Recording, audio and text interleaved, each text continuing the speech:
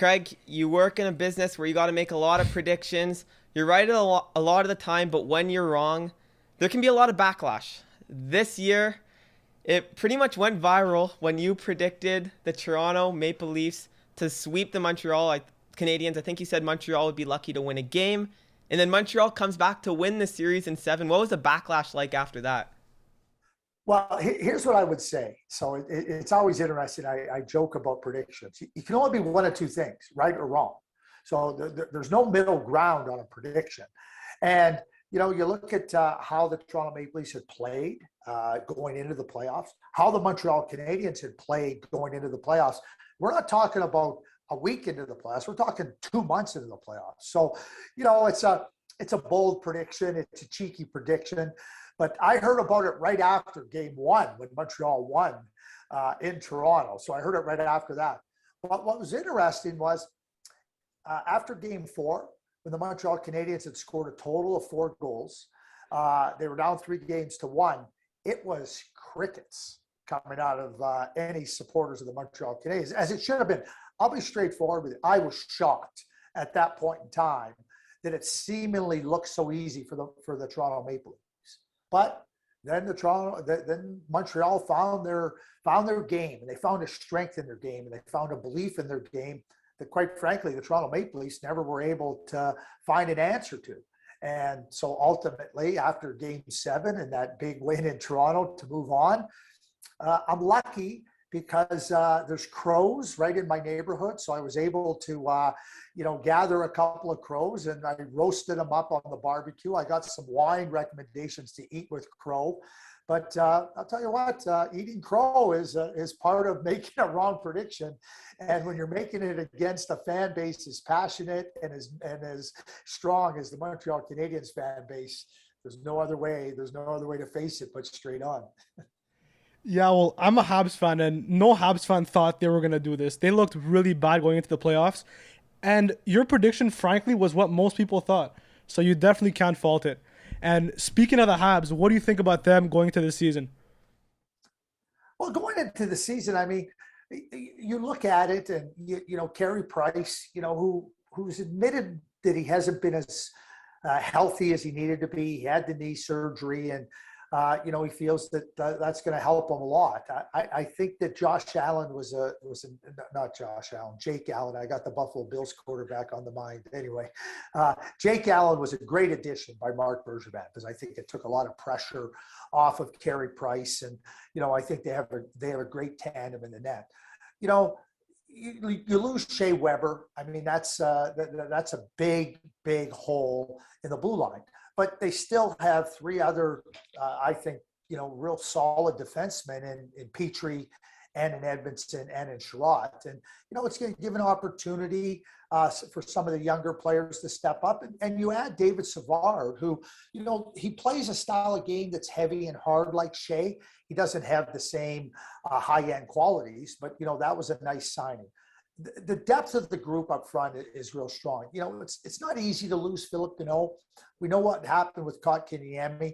Christian Dvorak is a real nice addition. He's a really good centerman. He's a really good two-way centerman, and I think that Montreal Canadiens fans are going to like him. But I like the depth of the Montreal Canadiens. I like their ability to play different styles, and I think with Dominic starting the year with them as the head coach, and for them to come off of the success they had playing a style of game that suited their personnel, and with the additions they made, I think that they're going to be in the playoffs. I do think that they're good enough to be in the playoffs, and it's going to be interesting the race. But if Carey Price and Jake Allen can play at the level that they performed at, carrying the playoffs, Jake during the regular season, David Savard comes in and gives some real good play. Christian Dvorak, is a real good, I think, number 2 centerman. We know what Suzuki is.